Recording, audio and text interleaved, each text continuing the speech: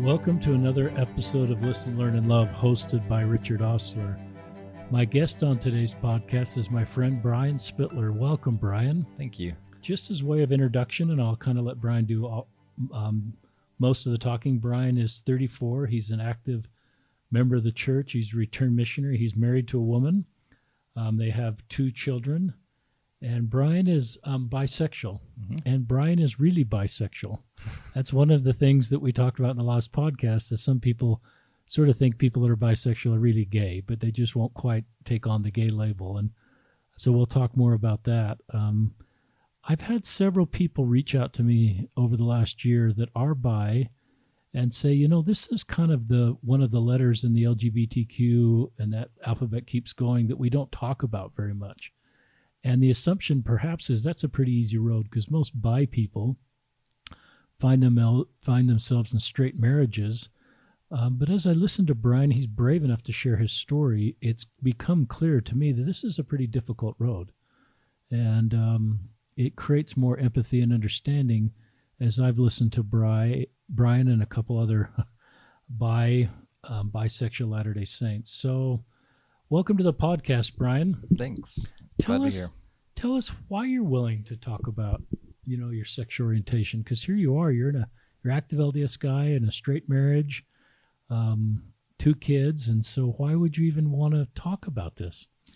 Well, that's actually a good place to start, because I think that one of the more difficult aspects of that is there's a concept called bi erasure that's really prevalent, and it's not just in the church, it's in all different forms of society. And what that means is you're in a hetero marriage, and so then why, you know, you're just the same. It a hetero marriage or a straight marriage? Because I used straight marriage, but just what would be the best term someone could use? I I don't really have any sensitivity, really. But I think that the difficulty. Do you consider this a straight marriage? Because I have mixed orientation marriage is a gay person and a straight person. Mm-hmm.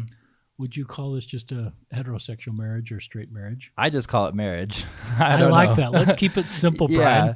Don't let me complicate things. No, it's fine. It's a marriage and it's working. Yeah, and I think that that's actually something that is a kind of a good evolution in kind of the way that we think about things. Is a lot of times we try to like hyperlabel, and a lot of times it's good for education, you know, so you can be able to be sensitive to, you know, the differences that are out there and give validity to, you know, whatever anybody's doing. But honestly, marriage is marriage. And whether that it be between 2 men, 2 women, a man and a woman, marriage is marriage, and it's based off of love. And so that's what, I've used throughout my marriage.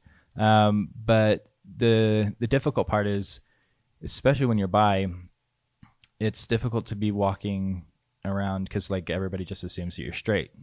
And it's a difficult path. I don't know if I've really figured it all out. Like one of the difficult things for me is kind of like keeping an active queer space in my life, just because that's something that's important to me, because that's something about who I am.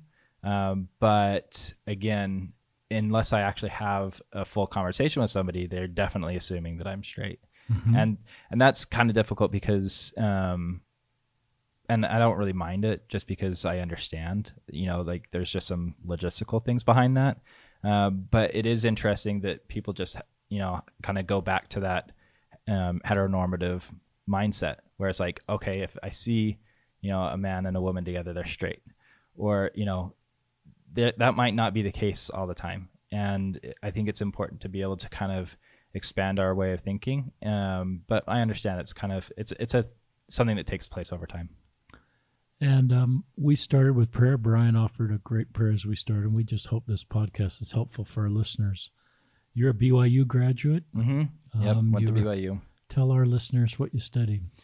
So I went to BYU, and I was fully set on being a biology major. I got about 3/4 of the way through with that. And then once I got done with the kind of the general education courses, and it was just science. I had kind of this quarter life crisis and figured out that I wasn't being a well-rounded individual and it didn't represent, my interests. And so then I kind of bounced around a little bit until I settled down on political science and economics. And that was where I just found a passion. That's great. Talk about finding your wife, Allie. Do you want to tell us about Allie and how you fell in love with Allie? And Yeah. I don't know if you want to go before Allie and talk about if you realized you were bi in high school or on your mission, or before you, fell in love and married Allie. Yeah. Well, maybe that's a good place to start. I knew that I was bi, although I didn't actually understand what that meant as early as I found that out when I was about 13 years old. And my family, we had grown up in Sandy, and going into 7th grade, we moved up to Bountiful, which is just a little bit north of Salt Lake. And that was like a really pivotal year for me, just because I think it's a pivotal year for everybody. You're going from elementary school into junior high, you're trying to figure out what I'm all about as an adult, or what you think as an adult, and just kind of trying on a lot of different roles. And for me, going into junior high, my very first day was kind of a really good metaphor for the rest of, for the really next 2 years. We had a whole bunch of cohorts of kids that went from, the local elementary schools and merged into the junior high. And I remember sitting at lunch and seeing all these pods of kids and realizing that I didn't fit in any of them. And I remember how intimidating that was. And I just kind of had to bounce between a whole bunch of them to kind of figure out where I fit in. And I remember the first group of friends that I had were actually, the goth kids, which was really interesting because, like, if you saw me in 7th grade, I was like the exact opposite of that. I was like wearing, Sperry boat shoes and, button up shirts. And then there was all these other kids, but like, it was an interesting group because they were actually really loving and accepting despite their outward appearance. And that was really interesting. But like, I understood all along that that's maybe not my ultimate destination, but it was a really good point for me to kind of start making some friendships. And I kept bouncing around. And another thing that kind of happens in those years is you start to, like I said, you try on some adult roles. And one of the big things was everybody started to quote unquote date. Even though you're so young and it doesn't, matter to you at that point, it's definitely real. And I started developing my first crushes. And my first crush was a girl, and I asked her out, not asked her out, but I asked her to dance at one of the very first dances in the year, and quickly got like obliterated, shut down. And so I was able to kind of get over that crush, but like, I was definitely looking to see, where I fit in on that level, and, just relationships. And at that same time, my best friend came into my life, and he was definitely different than my other friends. He was, really cool, popular. He's played soccer, and for whatever reason, we just our personalities just clicked, and we became best friends really quickly. And we were pretty much inseparable. We were always, if we weren't in school, we were definitely at one of each other's houses and hanging out. And the crazy thing that happened is that I ended up developing real feelings for him, and he became my biggest crush. And you were aware those were more than just I don't want to use the word normal, but just typical friendship feelings. There was some physical chemistry there. Exactly. You recognized was not sort of the normal way to feel about somebody of the same gender. It was on several levels, and it was really confusing for me because it was also the same feelings that I was having for these crushes that I had on girls at the same time. And I remember back then, there wasn't like a lot of information. Like, I think the church has really started down the road of giving more information out there, but like the only information that I ever had was, like parents making offhanded remarks of like, oh my gosh, I'm so glad that I don't have a gay kid, because that would be, basically they would talk about them like they were dead. And, it's like they would be dead to me. And I was just like, well, that's absolutely terrifying. So like but for me, it worked really well because I also was, attracted to other girls. And so I could be able to just go, well, I'm just going to focus on that and just ignore, these feelings I have for guys. And I had to actually be active in, avoiding that. And it was a difficult, narrative that was presented to me, because a lot of it was based on, anybody that was having these, anything that was like gay behavior is, first of all, it was labeled as, same-sex attraction, and it's something that can be, cured essentially. Like it's usually the source of temptation. We don't know why these individuals are tempted this way. That we don't know why some people have this trial, and it was very much like an affliction. And the way to overcome that was through becoming closer to Christ and to the gospel and living by those teachings. And so it was a really detrimental mindset for me, because I equated what was happening as a form of wickedness or unfaithfulness, and I could never shake it. And that was really, really difficult. And so like I would have relationships with girls. I would be able to, act like, everything was fine, but like it would happen repeatedly where it's just like, and it was always like kind of a reset down to ground zero. Like, I'm never going to get over this wall. And that was really tough. And so the really hard thing about it was, so my best friend who I was with all the time, I ended up kind of assigning him the responsibility for a lot of that, because that was like the first time that I had really kind of felt that. And so I ended up sabotaging that relationship. Going into ninth grade, I remember being in seminary, and my friend wasn't like as active as I was. Like, it was just, that just wasn't his personality. And I just kind of took the quote unquote high road on him and just was like, you're not living the same way that I feel like I need to be living. And so I need to, kind of move on from this relationship, which was totally out of the blue. Cause like nothing, I mean, we were still great friends, but there was nothing physical going on. There was nothing. No. Cause I mean, he was definitely straight. And so this was just there was no, when the relationship, just for our listeners, there was nothing. Yeah, no, not at bad all. Behavior, nothing you need to talk to a priestly leader about. Nothing. Absolutely zero. It was just all in my head, and in my heart, and then also in my prayers, because I was, trying to get it to stop. And I was just like, and so the way that I kind of responded to that was going really, really hardcore into living this hyper obedient life and cutting off this friend. Yeah, because it was, the friendship itself wasn't toxic to you or unhealthy or anything. It was in fact, it was the exact opposite. That was he was a godsend to me in junior high. How did he respond? He was angry. I mean, he was just like, you could imagine like you could connect the dots. Yeah, it's just like, you're being a jerk. Like, why are you doing this? And to me, I was just like, it was really hard. You couldn't tell him why. No.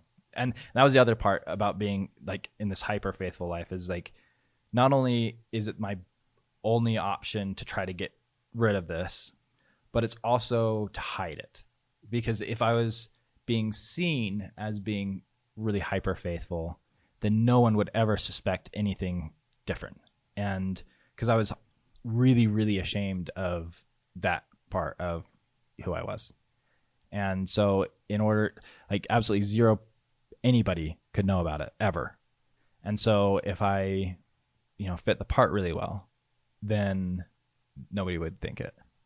So that's really helpful. I think of I've talked about the iceberg concept in prior podcasts. Sometimes what we see is above the iceberg, but to really understand, you have to sort of set that on the side And so what you'd see above the iceberg, if I were in your life, I'd go, this doesn't make sense. Mm-hmm. Brian, has got a best friend, and suddenly, that's over.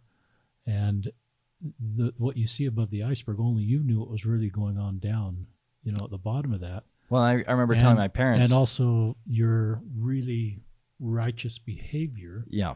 That was part of a response. And so I think that's a parenting skill or a clinical skill to sort of, when you see stuff, is to try to kind of figure out what's going down way at the bottom, to connect the dots, because often the dots don't connect at the top of the iceberg. Well, and that was the thing, is like when I told my parents, that I wasn't hanging out with him anymore, they were really confused. But then when I gave the explanation of like, well, it's because I'm trying to be, better, and more faithful, then they're like, well, that's actually a good thing. And so like, it was like, just like the appeal of, oh, well, he's actually doing this because he's, being really good. That's great. And it was just. And this friend wasn't really doing anything bad. No, not at all. It's not like he'd gone off the deep end and become a drug user or anything. He's just sounds like a really good guy. Yeah.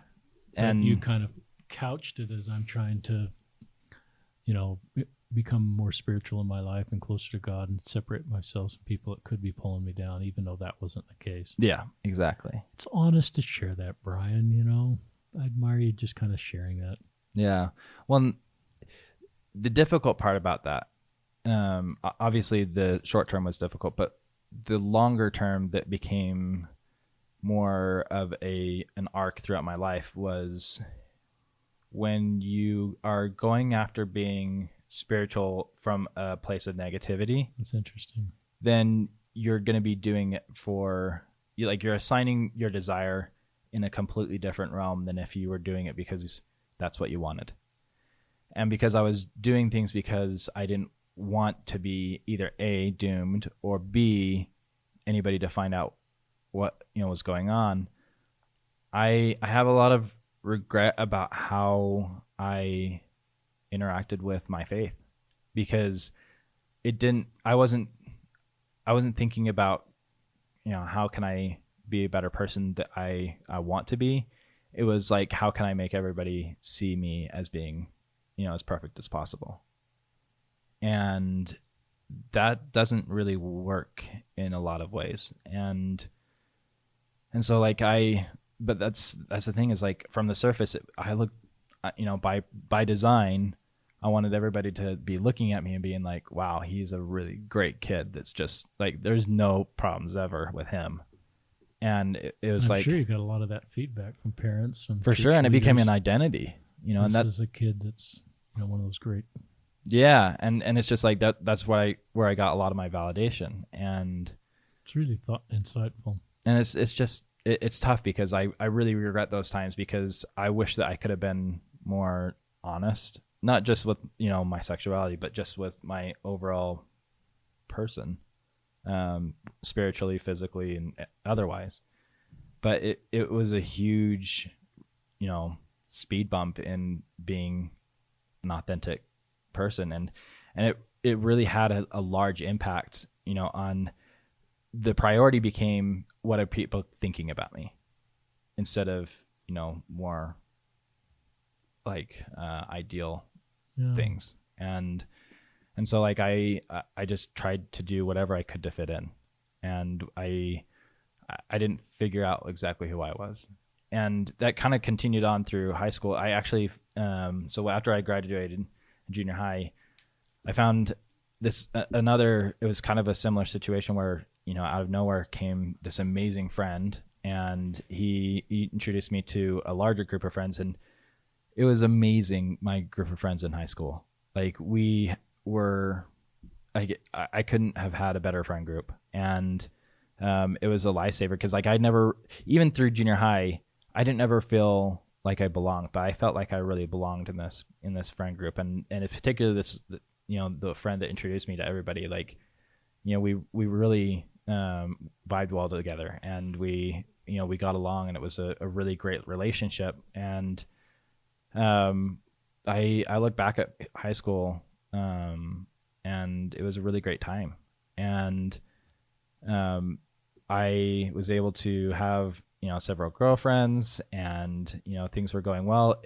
But again, kind of the internal, not visible part was like the entire time I was still dealing with the thing. It was almost like I had this mental checklist of like, okay, you know, like I've avoided, you know, being attracted to a guy for this long. Okay, what am I doing to, you know, that's causing that? Or if I slip up, it's just like, oh, okay, now I have to reevaluate everything. And it was like a really tough mental situation to deal with. And but like I had, you know, really great girlfriends, dated a couple for, you know, 6 to 7 months, and it was great. But like I looking back, I had like this bifurcated personality, you know, where it's just like, okay, everything that's going on internally, you know, is now becoming different from what's, you know, being presented. Say that publicly. word again for our listeners. That's bifurcated personality. So it just means like you're essentially, you have two senses of identity,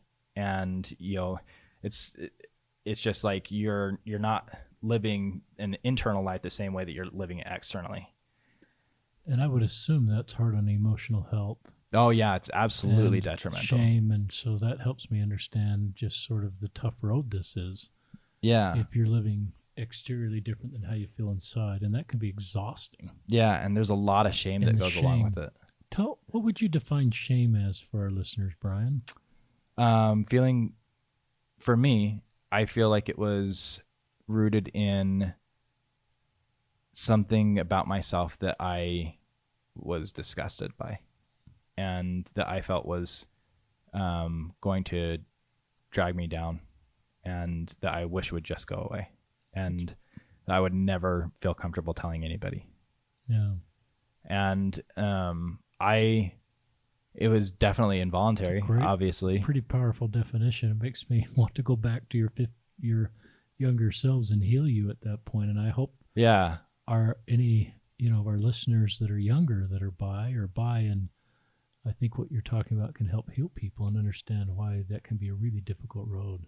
Yeah, and it's difficult because it's completely involuntary, because it's who you are, right? Yeah. You can't change that. And I didn't know that back then, because I was still reading. Completely involuntary. Yeah, and I was still reading stuff like, you know, Miracle of Forgiveness and Gospel Doctrine, and some of the stuff that the church has definitely kind of backed away from now. Mm-hmm. But like back when I was in, you know, and this wasn't that long ago, but back when I was in high school, that was near canonized. And it would talk specifically about, you know, homosexual behavior or attraction, and say, you know, it's kind of like the millstone around your neck category, which was terrifying. And then B, it can be overcome. But like, there's like these descriptions of like where it's going to take you knocking so hard at the door that your knuckles are going to bleed and your muscles are going to ache, but it can be done. And so it's like, okay, well, I guess I'm just not doing that hard enough. So that just adds to your guilt and shame. Yeah, because it was on me, and it's on you, and I was failing at that clearly. And so it was a personal responsibility for something that was completely involuntary. Yeah, and that was really tough. What would you wish someone had told you if you're older? I mean, if you could talk to you're 34 now, and let's say you were, I guess you're 17 or 18 when you're graduating from high school, or what would you say to yourself if you could go back and say something to you? This is like you talking to younger people. I would say you're absolutely healthy and normal. And what you're experiencing is real. And it's okay. And it's actually your responsibility to develop that and to use those developmental years to develop. And instead of feeling ashamed of it, covering it up. And, you know, be proud of who you are. And you are, I think that the best thing that I've learned is, we talk a lot about man being created in God's image. I never thought that was really as applicable to me, because there was something that was like off. But as I grew older and I've wrestled with this for years, I've realized that there is part of God's image that we don't fully understand yet, that was the part that I was made in that image, and I'm okay with that.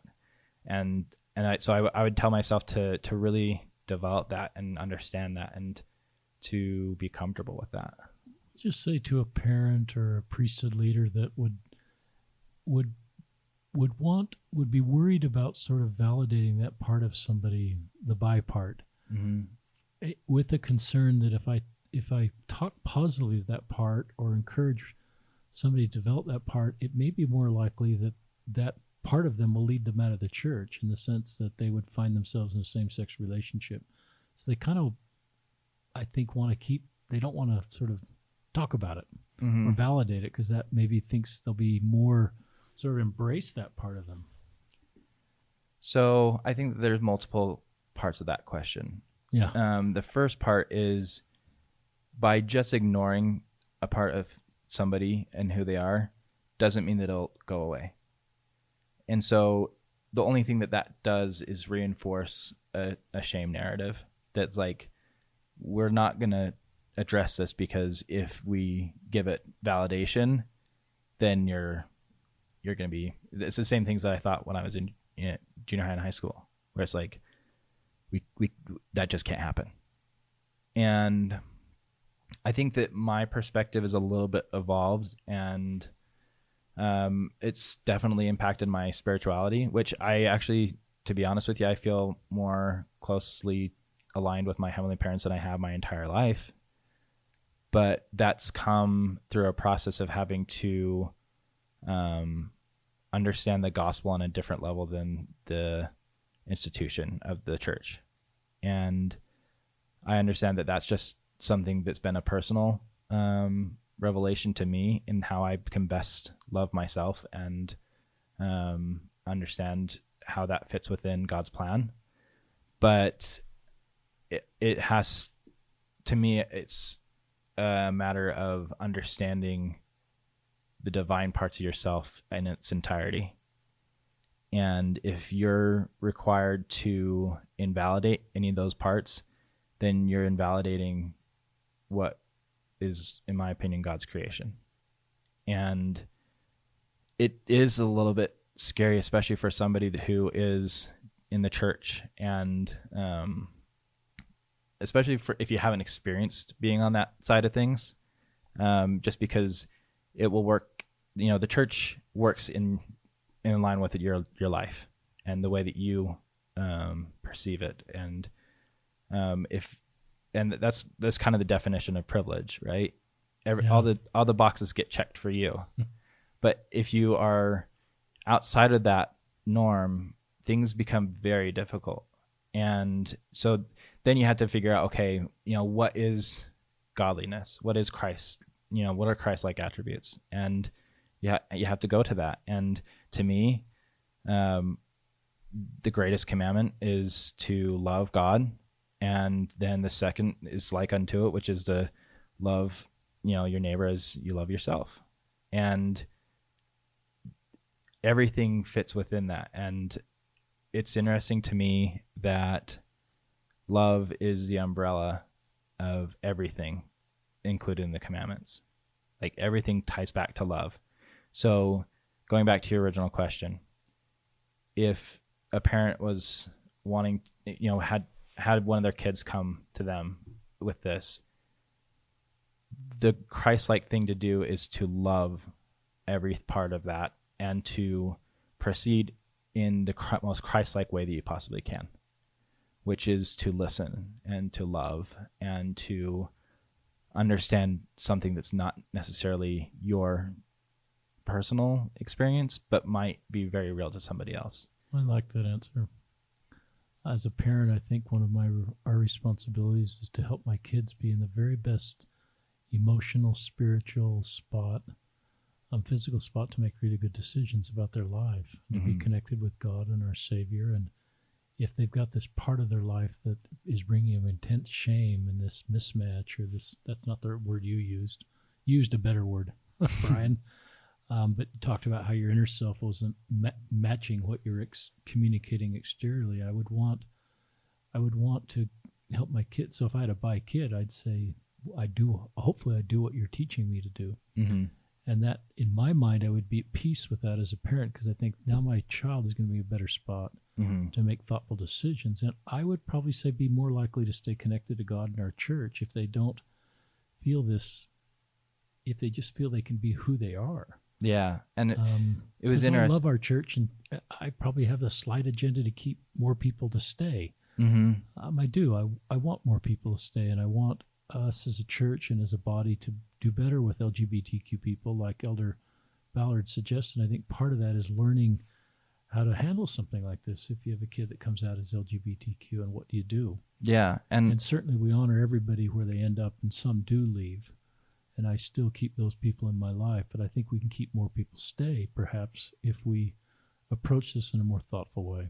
Yeah, and I think that for me personally, and through my experience, I've realized that it requires us to evolve and to be open to improving, and realize that, I mean, you look back at the early days of the church and like how dynamic it was, and things were changing all the time, and over time, just as human beings, we search for patterns and a process, and a kind of a way that we can live our lives, and so that tends to go down the road of things being a little bit more set.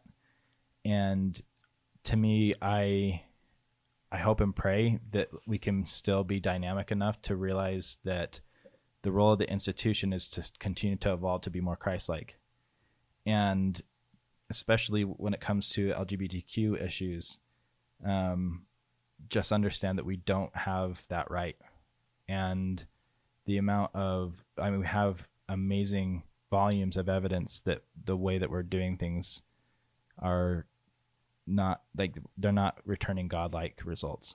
And so it's up to us to expand our own experience, to understand people more, to be able to hear their experience, and to be able to then change our hearts, to be able to work that into our beliefs. And it's, to me, that what you said is comfortable for me, because I couch it into what President Ballard said. We need to do better than we have in the past. mm-hmm. And I think you're inferring that we've and society as a whole, we need to do better so that everybody feels they have a spiritual home. So I think, even though sometimes in these podcasts we kind of talk about our past and some of the things that were not very helpful, Mm-hmm. I think that's okay.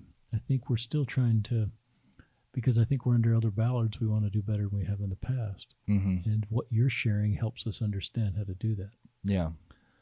I want to make sure we talk about you falling in love with Allie, Mm-hmm.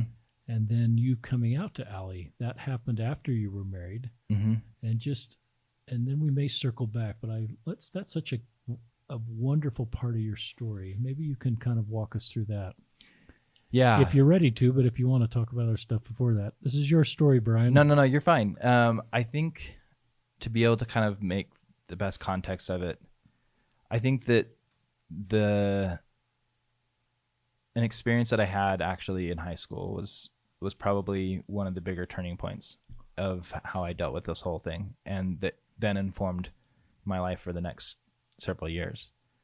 And that friend that was a godsend to me, that introduced me to my entire social structure. Going into senior year, we always had like a different type of relationship, and I found myself to be attracted to him the same way that I was attracted to my other friend.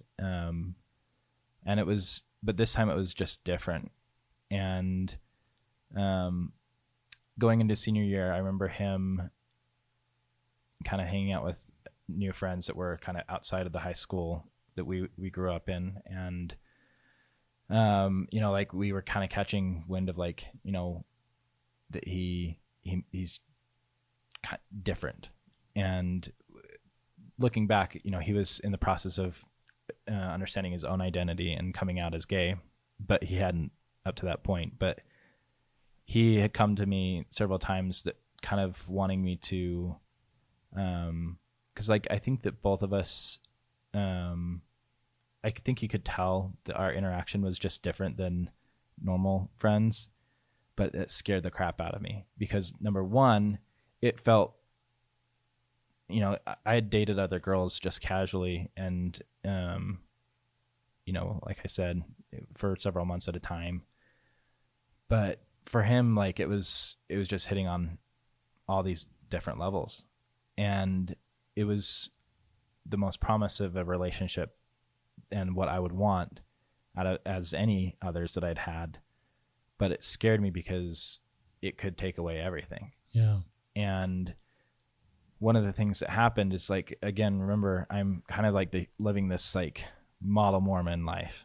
And when he was starting to come out, I just rejected him. And because living authentically was not an option for me. And I could see that he realized that not living authentically was not an option for him. And so I just did what all my other friends did, and he became pretty ostracized. Wow. And it's probably one of the bigger regrets of my life. But in doing so, it kind of sealed that part of me. It's just like I have a chance to actually have a really healthy relationship with a guy, but I definitely chose not to, very deliberately. And then like it was just so hypocritical, because here I was like the person that should understand him the very most, because I was dealing with very similar things, and I just turned my back on that. And I think that and I don't think that nothing was ever verbal. There was no verbal communication between the two of us that we were, but like there was just, that kind of flirtatious, kind of engagement. And then I think that when I did what I did, I think that it just like kind of snapped that relationship. And we still have, we're still in contact, but like, I think that was a huge pain for him. And it was from myself as well. But like, it was at that point where it's just like, okay, no point of return. Like I'm not going to validate this part of myself, and I'm just going to go the other direction. And so anyway, kind of going back towards what you were saying, I had a couple more girlfriends before I went on my mission. Not a couple, there was one. And then left on my mission, went to the DR and Dominican Republic. And it was a really great experience that I have no desire of doing again. Like it was just, I learned a lot about myself. And in fact, one of the very largest transformations of my life happened on my mission, because I went into it thinking like, okay, I got to even ramp up this even more. Like I need to be the best missionary possible. I need to, like, there was a lot of pressure on myself to like really live up to expectations. And I remember thinking going out like, oh, like I need to really just be a spiritual giant, and just everything that I'm doing, I need to be channeling the Lord, not because I was actually trying to bring people to the church, but because I was, again, thinking about how other people are going to view me.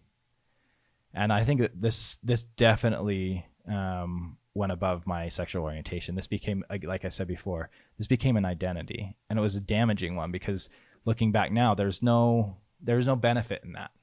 Like any benefit of somebody thinking like, oh my gosh, he's a spiritual giant. Like who cares? Like I didn't get anything for myself out of that type of a persona. But what I do regret is that I didn't do it for the reasons of, I want to just be the very best person I possibly can. And this is one of the ways that I can do it. And halfway through my mission, I kind of came to that realization, but it was definitely messy, because I had to just like tear down everything. It's just like, okay, I don't care about callings. I don't care about a lot of things. I need to just start from the very beginning. That's cool. And I kind of realized a lot of things. And throughout my mission, I was writing my girlfriend. And by the time I came home, we were still writing. And I decided to go to BYU, and she was going to BYU. And we dated for about, I don't know, I think it was 10 months after my mission. And it was a great relationship. And it was, I think that we loved each other very deeply, and things were going really well, but I wasn't as aware of how I responded to her. I just realized how good of a person she was. I was a good person. So if we're together and things are working, we might as well, get married. And so we got engaged. And it was at that point where I just really had to start asking some really tough questions of like, okay, she is a great person and I'm a great person, but that doesn't necessarily mean that we're even greater together. And it ended up that we had, that we decided to break the engagement off. Another factor that was in that was also I still had this, unspeakable part of myself that like I hadn't ever, really developed and didn't ever pay attention to. And that wasn't a factor in, why we broke the engagement, but it was definitely still a factor. And after I broke off the engagement, it became like, that was the darkest period of my life. I became really depressed, and it was at that point where I was just like, okay, I've got to figure this out, because I had a lot more years of maturity since high school. I kind of had to realize, okay, this has been going on now for almost 10 years. Like, it's not going away. I got to figure out like, who I am and what, and it's a little bit difficult because I was still at BYU. And I look at some of these kids that are at BYU that are, an LGBTQ organization down there, and it's just like, man, you guys are light years ahead of where I was, because I was aware of it and understood that I wanted to get to that, but it was at a point of exhaustion rather than a point of, happiness and figuring that out. And so I kind of had this idea of being on a hiatus from all relationships. And then like I said, I got involved with politics, and I was working on Senator Obama's campaign quite a bit. And I had been an organizer in several different states. And once it came up time for Utah's primary, I was assigned to kind of oversee things in Utah County. And in one of my organizing meetings, a girl walked in, and I was just like, oh my gosh, she's gorgeous, and she looks crazy familiar. I don't know where I've seen her before, but like I remember her for something. And my sister was also there, and my little sister, and she has got like this crazy brain for remembering faces. And she's like, I think that's Allie Close. And it turns out our parents had, my dad and her dad had worked together when we were kids. And at KSL, we'd have several different like work parties, like around Christmas and other times of the year, where all the kids from the everybody that worked there got together. And my parents were actually really good friends. Like my dad and her dad were, really, really close. No pun intended. But he ended up going to Channel 2, and my dad stayed at KSL. And so after we were like 9 or 10, we just didn't see each other after that. And then here she comes into this meeting, and I was just like, I wasn't looking for a relationship at all, but like there was something undeniable. And so I went up and I asked her to, I had tickets to a Sundance movie because it was in January. And I was like, hey, we haven't seen each other for so long. Like, do you, and she didn't, first of all, she pretended like she remembered me. She did not remember me at all. But it's like, she just like went along with it, which I still give her crap about to this day. But I asked her to go to the movie with me. And like, then this amazing relationship just started really quickly, which I wasn't planning on, because I was like, okay, I'm not ready for this. I'm, kind of coming out of a really dark place, and I've got to get good with whatever is going on. But this kind of just superseded that, and it became a thing where I just put it back way deep into the closet again, because if I was honest about it with her, I was afraid that like she would just run and I would lose this amazing relationship. And we'd been dating for several months, and it was interesting because I remember especially early on in our relationship, we'd have this thing where we'd say, tell me a secret about yourself. Just kind of a way to kind of get to know each other more and on a more vulnerable, deeper level. And it got to the point like where we had said it enough that we just completely ran out of things to talk about. Like all the secrets are out. But in my head, I was just like, I still have one.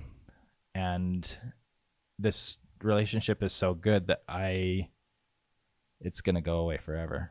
And I'm going to... If you come out as bi, the relationship could go away forever. If I told her like who I was, in that respect, then there's no way that she would understand. And it would ruin the relationship. And so I just decided, like, it was kind of, similar to the experience I had in high school where, I got myself right up to the edge of being able to be, more truthful and authentic. But then because of the cost that would be associated with that authenticity, I just put it way back, into the closet, deeper than it had ever been. And I really regret that for a multitude of reasons. First of all, I felt very, I don't even know what the right word is. I felt like a fraud, because here my wife had been completely open and transparent. I knew just added to your shame. Yeah. And it was just like all of a sudden the cycle started up even on a more intense level. But it was just like, again, and this kind of goes to your first question about like, you're in a great relationship. Like why is it a big deal to come out? And it's because if you have that part of yourself that you've been, assigning as much uncomfortable shame, and, it's like, I just always felt like I was hiding something from her. And it was like, there was this, I don't even know how to describe it. It was just like, there was like this, vial of poison that was inside of me, in my heart, that like, if I went one way or another too much, like it was just like, oh my gosh, I'm a terrible person. And honestly, like really... she did deserve to know that, like, in all honesty, like, and so to this day, like, I still regret like how I handled it, but like, I think I'm a little bit more kind, just understanding, and just giving myself a little bit more latitude. But like, I think it's helpful for people that aren't out to hear this, though, because it may not be everybody's journey to be out. Mm-hmm. And but I think it's helpful. So I think it's helpful for people to listen to this and say, this is why I didn't come out. Mm-hmm. Even as I got married to Allie, mm-hmm. I didn't come out. I don't look at that as a sign of weakness or a sign of you're not sort of hitting this issue head on. It's just you're making really logical decisions, and there's not a lot of role model examples ahead of you that you could mentor, or that you could say, well, there's some people, like if you'd listened to this podcast as you were dating Allie or in high school, you might have had some added perspective. Mm-hmm. We've got about 10 minutes left, and I want to, because you've shared this story with me, you marry Allie, mm-hmm. but then and I can't remember how many years you've been married. You've got a 7-year-old, so... No, we have a 4-year-old. You have a 4-year-old and a 7-month. All right, exactly. Let's keep that straight. No, I have a 4. You have a 4-year-old and a 7-month, but in May we'll be married for 10 years. 10 years, and you came out to Allie how long ago? Almost a year ago. So the first 9 years of marriage, you're not out, and you came out. So Brian, talk about just coming out to your wife and why you eventually came out to Allie. Yeah, throughout the whole relationship, obviously, I'd probably about 40 times was just like, okay, I just, in order to be able to be a good partner and to be, really truthful and so that like we're at a point of like where we're at our best, like I feel like she needs to know this, but it scares the crap out of me. And so like I kind of made this entire plan of like exactly how I would do it. I'd go to our therapist and tell her, and then have her tell me all the best things to do so it would be helpful for her. And it was just like, it never really happened. Like it just, the inertia was just too great. And so anyway, I'd kind of I'd go up in these, kind of roller coaster situations where I get close and then it's just like, nope, I can't do it, over and over again. And it got to the point like where it was just like, I just feel like this is just gonna come out. Like it is just eating at me so much that I just have to, like, it's just gonna come out and I can't control it. And anyway, I was kind of in one of those phases where I was just like, I gotta tell her. And then I was reading Facebook one night on my phone, and I came across this post that was from my mission president, and he had posted something that said, I'm just putting this out there, and I'm sharing my story, and in the hopes that if anybody else has had this experience, that they can, that they can avoid it. And it was a link to a podcast on, I can't even remember what podcast it was. It's like LDS leadership or something like that. Cause I mean, he had so many different leadership positions in the church, and it was him coming out as gay. And yeah. And it was just so out of left field. And like, you spend so much time thinking like, oh, I'm the only person that's dealing with this, that then to hear him several years later in his life tell the exact same things that had been happening with me, like the shame spiral, the feelings of like losing everything, and like the intense pressure, and feeling dishonest to his to his spouse, but like all these different things. And also that same feeling that I described, where it's just like it got to the point like where I was just scared that it would just come out. And it was like, I finished that because I was listening on my headphones because Ali was asleep. And your mission president's still, I think, active in the church. Yeah, and his absolutely. Marriage, so this didn't change anything, him coming out. It isn't like that meant he was going to go a different road. No, he just felt a need to come out. Yeah, exactly. Because the shame spiral and some of the things you're sharing with our listeners. Well, and it's just like, it's so corrosive. And I think that that's something that's important to understand, is just like how corrosive like this is over a lifetime. And he dealt with it a lot longer than I did.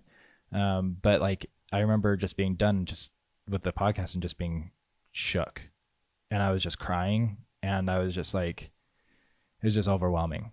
And so like, it was like all I could think about for, the next week. And we ended up going to a movie, me and my wife, on a date. And there was like, it definitely had a lot of elements of, there was an LGBTQ character in it. And it was just like, I was already kind of on that fence. And then like, because it had centered so much on that character, I was just like, it just affected me.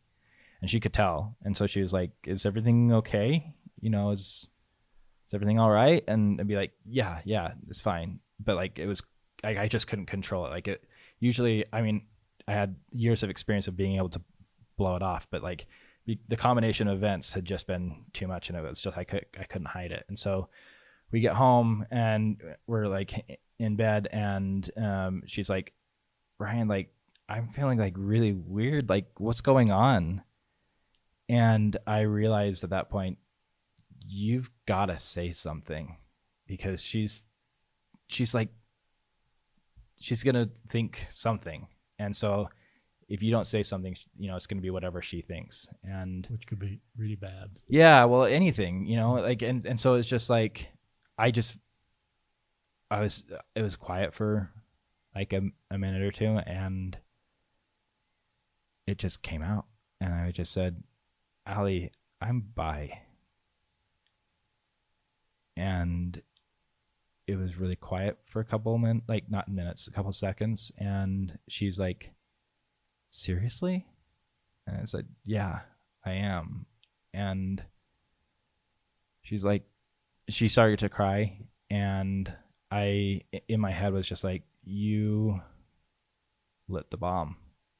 And I don't know what's going to happen. And it was really stressful, because like in my head, I was just like, she's going to leave. And your worst fear. Yeah. And at this point we had kids, 2 kids, and we only had one at the time, but that's like, right. the next one was coming, not too far after this point, but like, I just was like, I almost immediately regretted letting it out. And then she was like, I'm so glad that you could be able to tell me that, but I just don't understand what that means. And we had this really hard but wonderful conversation about what it meant to be bi. And she asked a lot of questions like, does that mean that like you need to have a different relationship to be fulfilled? Like, and I was like, no, that's not exactly how this works. Like, good questions though. Yeah, really good questions. And I was able to help her understand that like, it's just like your orientation has nothing to do with fidelity. A lot of people, like, there's a misconception where people think that like, okay, if somebody's bi, that means they're probably promiscuous. They need to have both men and women all the time. That's just such a powerful thing. Yeah, and that just doesn't. If this whole podcast just accomplished that. Yeah. That the idea that you need to have, that was so well said, Brian. Yeah, and so like I was able to kind of, I was an open book, and I was just like, anything that I can help you understand, like, I need you to know this doesn't change anything about our relationship as far as like how I feel towards you and where I want to be. Like, I want to be here. You're my soulmate. But I just wanted to have you know that. And to be honest with you, the next week was not great. Like, it was just a whole bunch, like we felt a lot of distance because there was just the foundation had moved. But the benefit of that was just over time, we were able to be on a much stronger level playing field, and I was able to be more open and honest with her. And to this point, like, our marriage is way stronger than it's ever been in almost 10 years that we've been together. And a lot of it was because of this, which is crazy. Like, we were going over, kind of the year, because it's the end of the year and you kind of just reflect. And this was by far the best year of our lives. That's cool. And a lot of it was centered around this because, for me personally, like, having that weight lifted was amazing. But also it was great for our relationship because, there's just nothing held back.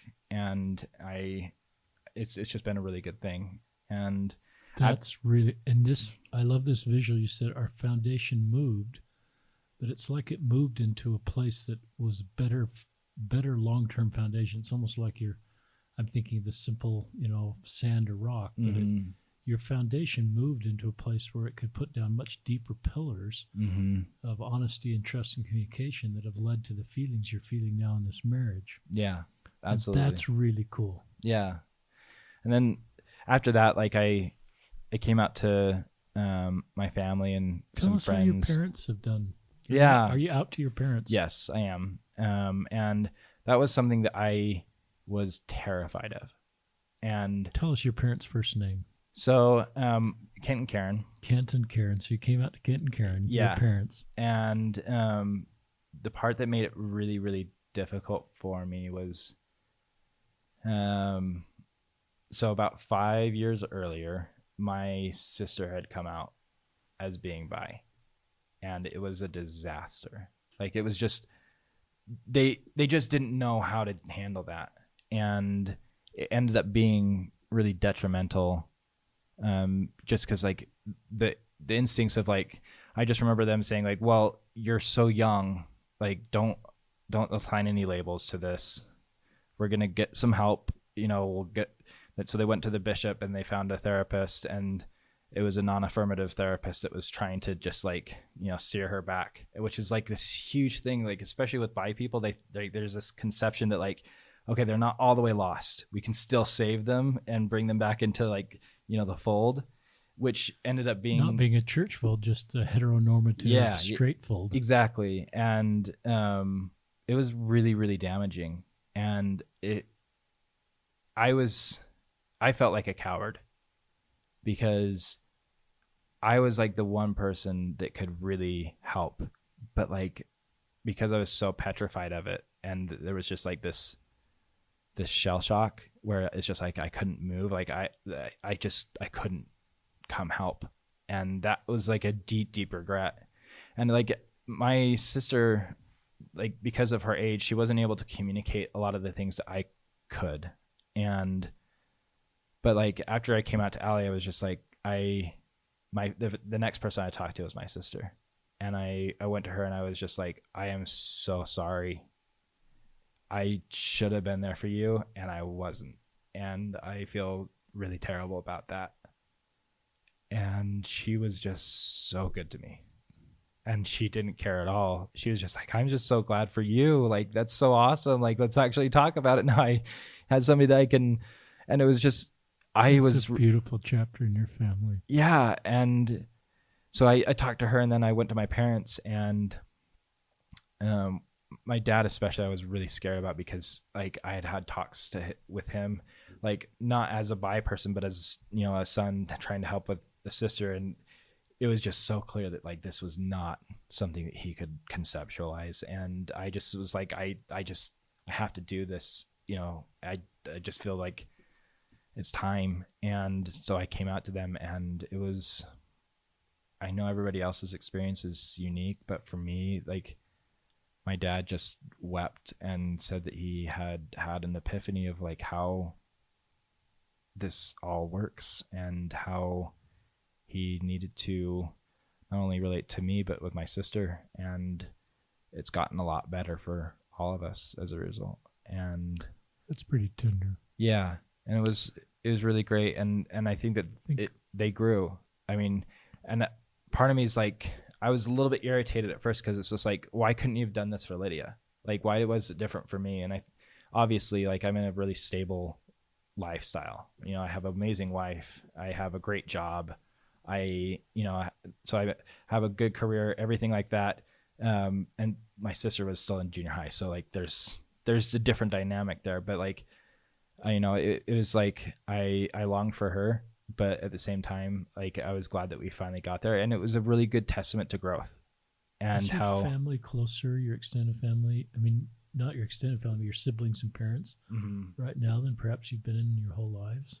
Yeah. I mean, every siblings, has their own relationship with you, but like this is definitely not like distance us. No, not at all. If anything, like, and I've taken time to individually talk to each one of my siblings, and it wasn't all at the same time. Like, it wasn't right away. It was just kind of like, as things have kind of, I felt comfortable.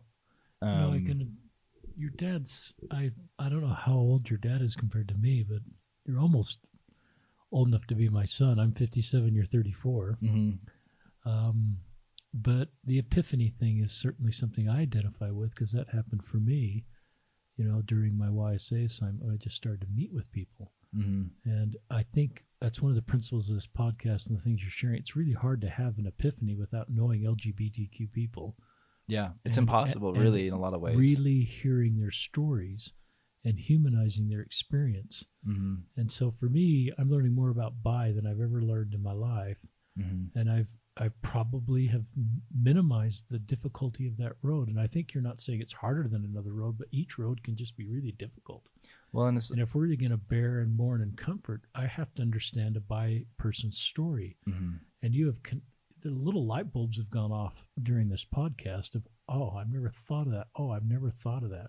And that's good. And I hope that's happening for our listeners and people that are trying to step into this space. So that's cool. It's a healing experience, I would think, for your family when you came out. It sounds like it was helpful for your sister, even though you felt guilt.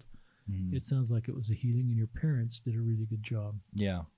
Talk about misconceptions in our closing segment here, Brian. Just, what you'd want to communicate, and then any closing thoughts. Yeah. So I think that the biggest thing, I mean, you kind of just addressed it right there, is like, bi people are generally passed over when we're talking about LGBTQ. Even though there's a letter that specifically stands for it, we don't recognize it and a lot of that's just because there aren't voices and there's not experiences where we've been able to like go, okay, I can assign that with a person I know. And so that takes time, and it's kind of a chicken and the egg situation where it's like you need people to come out to be able to like represent that person, but at the same time, in order for people to come out, there needs to be a place for them. And unfortunately, there's been a lot of biphobia, in both the straight community, but even in the LGBTQ community, there's a lot of biphobia where it's just like, they just need to pick a side. Are they on our team or not? Or Interesting. And it's just like people just need to understand that letter represents people, and especially for bi people, it's a difficult situation because there's just not a lot of support. There's not a lot of role models. To this day, I don't know a lot of bi guys at all. I have great friends in the LGBTQ community, but they're all, either gay, lesbian, or even trans. But like, it's just absent. Like, I feel like I'm the only one there. And so I think that's difficult. And then the other thing is, just the same things that we kind of went through with the gay members of our family. Like, they, especially growing up, it was like the same things. It's just like, this is a choice that they're making. They're choosing to live this lifestyle. There's this agenda, things that have started, thankfully, to go away. It's just like, even the church recognizes that it's not a choice, and all these things. And like, people are kind of coming. That's not happening for bi people.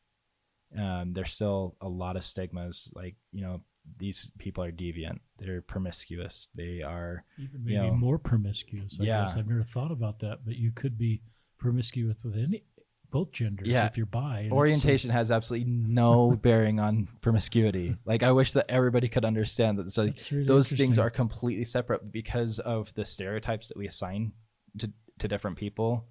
And to your point, like, until you have somebody to bounce that against, this real in front of you, that's just like, well, I know so-and-so, and they're not that way. Yeah. And it's the same thing that we've had. And I think that the gay community's been a lot braver in just like, okay, we're going to show up and we're going to be living in stable relationships that are going to have, and we're going to have wonderful families, and people are going to have to balance that ledger, because you used to think that we were always just sleeping around and like, all these different things. Well, guess what? We're actually normal people. And the same thing needs to happen, I feel, in the bi community. And so I think that that's one of the things. And then I just feel like the more inclusion we can be able to have. So like, when we're talking about this community, that we're always mindful. And the Human Rights Campaign, which is probably one of the larger organizations for the LGBTQ movement, they did a study and actually found that the members of the bi community in the LGBTQ umbrella was actually the largest community in that, in the entire community. And so it's just like, these are people that exist, and there's lots of them, but they're all like closeted. And not all, that's an exaggeration, but you kind of understand what I'm saying. And also, along with that study, the rates of suicide. So like, being, gay, and in that community, I believe the chances of suicide were 4 times the rate of, somebody that's in the straight, that's straight. Members of the bi community, it's 6 times as more likely of committing suicide. And what that tells me is like, we're not giving a safe landing pad for people, and especially kids, because they're dealing with a lot of the shame and the, I don't have, like, I'm alone. Like, 'cause that's the biggest thing, right? Like, if you're convinced that you're alone, it's a lot easier for you to do something when you're in your kind of darkest hour. And we need to be protective of them. And that's one of the main reasons why I decided to do the podcast. Is like, I want anybody who is bi to be able to feel like you are normal, and you are healthy, and you're perfect just the way that you are, even though none of the narratives that have, been presented to you feel like they fit.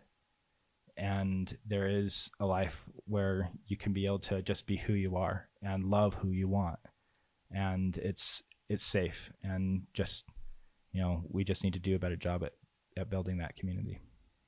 Brian, thank you for this podcast. I felt such a good spirit here, and your last, couple minutes was just wonderful. And I think there's a lot of listeners who would like to put their arms out through however they're listening, on their headphones on a walk or at the gym or driving, and say thank you for having the courage to talk about this subject and put yourself out there and be vulnerable. There's not a lot of upside in your life, to be able to now be publicly talking about it. But I sense it's part of your mission, and I sense you recognize this gap people like you didn't exist for you, in your early years. And I have to think this is it's a wonderful thing you're doing. Oh, it's not for everybody. Several people have emailed me talking about this road, and they haven't felt impressed to step in and do a podcast, and I've honored that, just like you. Which is totally fine. But you felt impressed to step in this space a little bit. You don't have to do it all the time. I think you probably just go on and live your life, and this podcast helps a lot of people. But we're grateful you did it. Well, thanks. And from a selfish standpoint, it's nice to be able to just actually tell my story too. It's a cool thing to tell your story. I think that's healing and helpful. Yeah, it is. So I'm glad there's an element there, and I love the way you have this wonderful marriage with Allie. Yeah. And good. I think that's part of this story that I love is, you can have really wonderful marriages. Yeah. There's lots of different types of marriages, and you two have a wonderful marriage with 2 kids. And I look at your foundation. I'm not a marriage and family therapist by any means, but there's a side of me just from my YSA days and looking at and having so much experience. I look at the foundation elements of your marriage that you've worked really hard to develop, especially over the last year. And I think, wow, you guys have a great foundation. I think of these pillars that go down deep, and trust and communication and vulnerability and honesty and common goals. And that just gives me great hope in your marriage. Thank you. So thank you, everybody, for joining us for another episode of Listen, Learn, and Love.